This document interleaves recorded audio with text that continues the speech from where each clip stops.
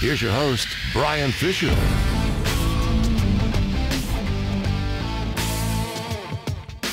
Hi, welcome back to the second hour of this Monday edition of Focal Point on AFR Talk. I am Brian Fisher, your host. The program is Focal Point. The network is the American Family Radio Talk Network, AFR Talk. Honored to welcome back to our decision maker line a frequent guest on this program, Twila Brase. Twila is the president of the Citizens Council for Health Freedom, also responsible for the daily 60-second radio commentary Health Freedom Minute that you hear right here on Focal Point on AFR Talk. Twila, welcome back to Focal Point with Brian Fisher. Thanks so much for having me. Well, Twila, the reason I wanted to bring you on today in particular is to talk about some research that your organization, the Citizens Council for Health Freedom, has done on this whole issue of healthcare exchanges. Now, we've heard a lot, kind of at the heart of Obamacare are these government-run health exchanges that are supposed to be set up at the state level. Obamacare says, hey, if you don't get around to setting one up, the federal government will come into your state and set one up for you. And so they've sort of given a bad name to this whole idea of a health exchange. But your research has uncovered a way in which if this is done in the private sector, it actually can be a good thing and lower health care costs. Tell us about that. Right. There have been, an exchange, a lot of people look at that term and they don't know what that term means. And when it comes to Obamacare, what that means is you exchange your freedom for their control. But when it comes to a private health insurance exchange, the real purpose is to actually sell health insurance. The Obamacare exchanges are really about commandeering the entire healthcare system, taking it over.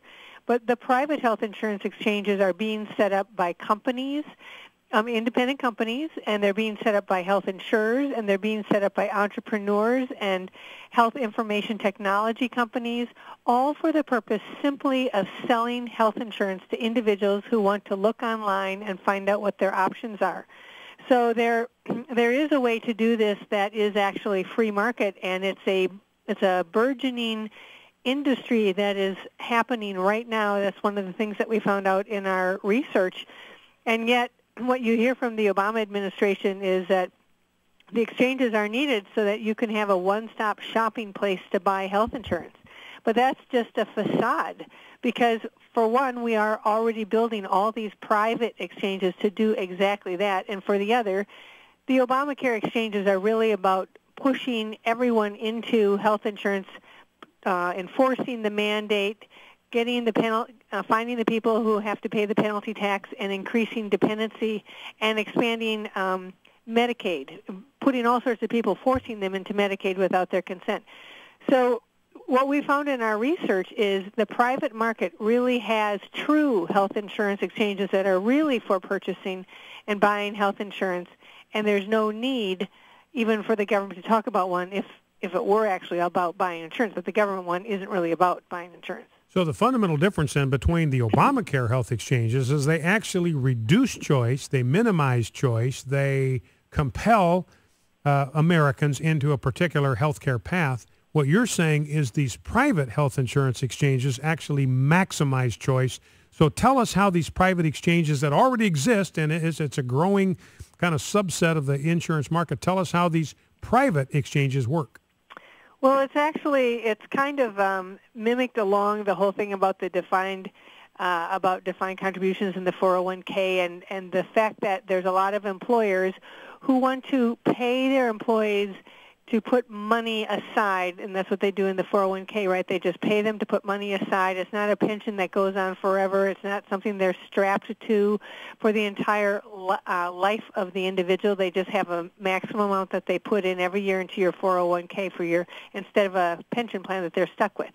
And so this is sort of on that idea, is that they will take a certain defined contribution of money and give it to the employee. The employers will do this, give it to their employees and send their employees out to an exchange to go figure out what plan do they want to buy. In other words, everybody in the company does not have to buy the same plan. Maybe they get the same amount of money, but they can go out and figure out where they want to use it, what they want to buy. And then that happens every year that the employer would give this money. As an individual, you could just take your money and go to whichever exchange you wanted to, search around at, or go visit a few of them and see, where it is that you want to buy health insurance. What kind of policy do you want? What kind of deductible do you want? You would not be limited to the government's choices about there's only these plans that we consider, quote, qualified. And it has to have all of these mandated benefits, which is going to make it so much expensive for you. In the private exchanges, there could be really bare-bones plans. There could be very extravagant, costly plans. There could be customization of plans.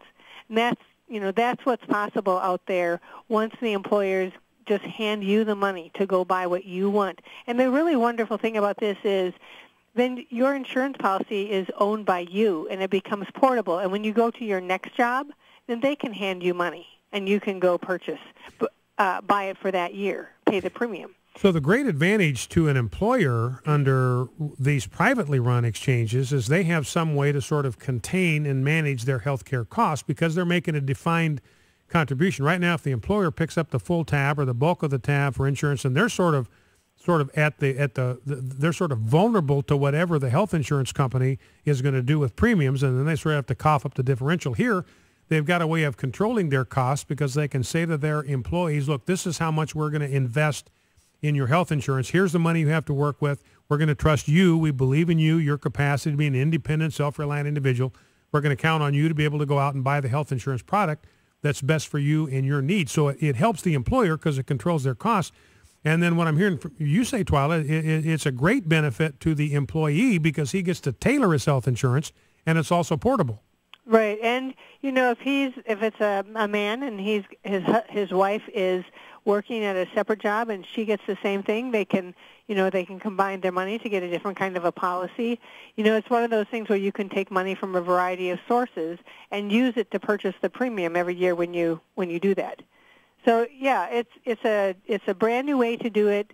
It's a way that gets the employer out of the middle of your treatment decisions, out of the middle of your insurance decisions, out of worrying quite so much about what your needs are, health needs are as an employee.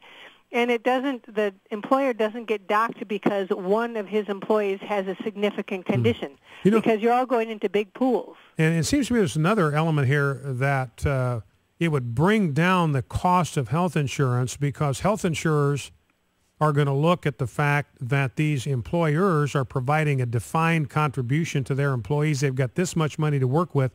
There's an incentive then for the health insurance companies to provide a product that is going to be as inexpensive as possible to get down as close to what the employer is willing to contribute as possible. Then if the employee wants to buy a more expensive plan with more bells and whistles, they can certainly do that. But it seems it's going to put a lot of pressure on health insurance companies to provide products that are going to be less expensive than what they're offering right now in order to attract business. There's going to be real competition for the consumer dollar. Right, but it's not necessarily that the business will choose the exchange. In some cases, I think that is true. In some cases, it won't be it'll be where the individual goes out and chooses the exchange. And you know what? Those exchanges, those insurers aren't going to know exactly how much the individual has necessarily to spend. And it's going to be the individual looking at the price, not the employer. Yeah, and that's what will bring the cost of it down. Our guest has been Twila Brase, President of Citizens Council for Health Freedom. You can go to cchfreedom.org, cchfreedom.org. She's also responsible for the daily 60-second commentary, Health Freedom Minute. Twila, thank you for being with us. Thank you.